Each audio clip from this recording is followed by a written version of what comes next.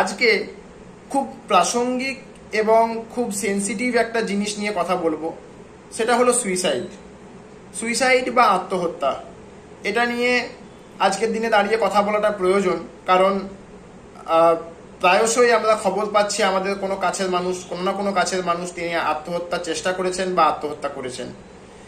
এই আত্মহত্যা একটা এমন জিনিস যাকে আমরা বুঝেও বুঝি না, যেটা নিয়ে আমরা কথা বলা দরকার বলি কিন্তু তারপর কথা বলি না। এবং যারা আত্মহত্যার চিন্তাধারা পোষণ করছেন, যারা ডিপ্রেশনে ভুগছেন, যারা অন্যান্য মানসিক রোগে ভুগছেন এবং আত্মহত্যার দিকে এগিয়ে যাচ্ছেন, তাদের সঙ্গে আমরা যোগাযোগ তৈরি করি না, যোগাযোগ রাখি না এবং তাদের কথা শুনি না। এখানে দাঁড়িয়ে আমি একটা কথা বলতে চাই, যেটা আমরা সাইকিয়াট্রিস্টরা প্রায়শই বলে থাকি, সেটা হলো যে মানুষের উচিত আরও বেশি করে শোনা। আমরা বলতে চাই বেশি, আমরা শুনতে চাই কম। এই এমপ্যাথেটিক লিসনিং বা এই যে অ্যাক্টিভ লিসনিং যে স্কিল, সেটা কিন্তু আমাদের মধ্যে খুব কম সাধারণ মানুষের মধ্যে, এবং সেই জন্য আমরা শুনি না, আমরা বলতে চাই বেশি এবং ওই মানুষগুলোর কাছে গিয়ে আমরা পৌঁছতে পারি না। আজকের ভিডিওটাতে 2-3টে ছোট ছোট জিনিস বলবো যেগুলো খুব প্রয়োজনীয় মাথায় রাখা। তার মধ্যে প্রথম হলো যে সুইসাইডাল মানুষকে আমরা কিভাবে চিনব। যে মানুষ প্রায়শই হয়তো মরে যাবার কথা বলেন, হয়তো এরকম কথা বলেন যে আমার মরে গেলেই ভালো হতো, বা আমি না থাকলে কি বা যায় আসবে, বা ভগবান আমাকে তুলে নিচ্ছে না কেন, বা এরকম বিভিন্ন রকমের কথা যেগুলো আমরা মাঝে মধ্যে সমাজে আমাদের পরিবারের বৃদ্ধদের মুখে শুনতে পাই, বা অনেক সময় অন্যান্য মানুষদের মুখে শুনতে পাই, কিন্তু আমরা এড়িয়ে যাই, আমরা সেগুলোকে গুরুত্ব দিই না। যে মানুষ বারবার এরকম কথা বলছেন, বা অনেক সময় মানে তিনি কান্নাকাটি করছেন, বা রেগে বা দুঃখ পেয়ে নিজেকে ক্ষতি করার চেষ্টা করছেন, এইসব মানুষদের প্রতি আমাদের একটু বেশি যত্নশীল হওয়া উচিত। তার সঙ্গে কমিউনিকেশন বা যোগাযোগটা আরও বেশি তৈরি করা উচিত, কথাবার্তা বলা উচিত ইন জেনারেল, এবং তাকে প্রফেশনাল হেল্পের দিকে, প্রফেশনাল সাহায্য যদি তার লাগে তাহলে সেই দিকে তাকে নিয়ে যাওয়া উচিত।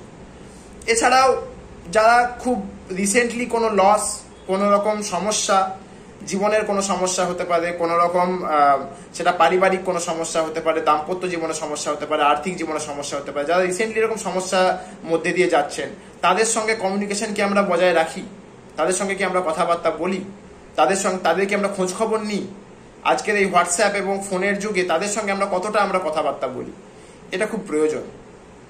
এবং এই সুইসাইডাল মানুষদের কাছের মানুষদের কি সেটা করতে হবে। এছাড়াও কি করে সুইসাইডাল মানুষ চিনতে পারবো? যারা শেষ সময়ের কাজকর্মগুলো এখন করছেন, যেমন কেউ উইল বানাতে পারেন, কেউ ডিটেইলড সুইসাইডাল প্ল্যান বানাতে পারেন যে আমি এইভাবে মরবো। এটাকে আমরা বলি সুইসাইডাল আইডিয়েশন। বিভিন্ন রকমভাবে প্ল্যানিং করা, তার তৈরি করা, প্রিপারেশন করা, এবং বা যার আগের সুইসাইডাল অ্যাটেম্পটের হিস্ট্রি আছে, এবং যিনি রেগে গেলে বা বিভিন্ন ক্ষেত্রে ইম্পালসিভ কাজ করে থাকেন, হঠকারী কাজ করে থাকেন, কোনো রকম ঝগড়াঝাটি হলো, ঘরের লোকের সঙ্গে কোনো রকম ঝগড়াঝাটি হলো, কোনো রকম কথাবার্তা, কোনো রকম কথা কাটাকাটি হলো, তিনি হয়তো নিজেকে ক্ষতি করার চেষ্টা করলেন, হয়তো ব্লেড দিয়ে হাত কাটলেন, হয়তো তিনি কোনোভাবে দেয়ালে মাথা ঠুকলেন, কি ঘর থেকে বেরিয়ে যান। এই মানুষদের প্রতি আরও বেশি যত্নশীল হওয়া উচিত, আরও বেশি চোখে চোখে রাখা উচিত। তাদেরকে দরকার মতো, প্রয়োজন মতো অবশ্যই প্রফেশনাল হেল্প সাইকিয়াট্রিস্ট এবং সাইকোলজিস্টের কাছে নিয়ে যাওয়া উচিত।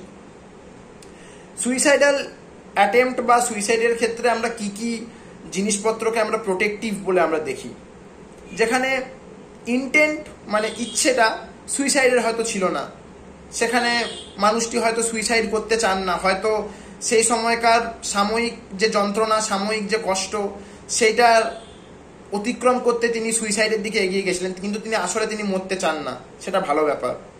যে মানুষের সাপোর্ট সিস্টেম খুব ভালো, তার ক্ষেত্রে সুইসাইডের চান্স কম হবে।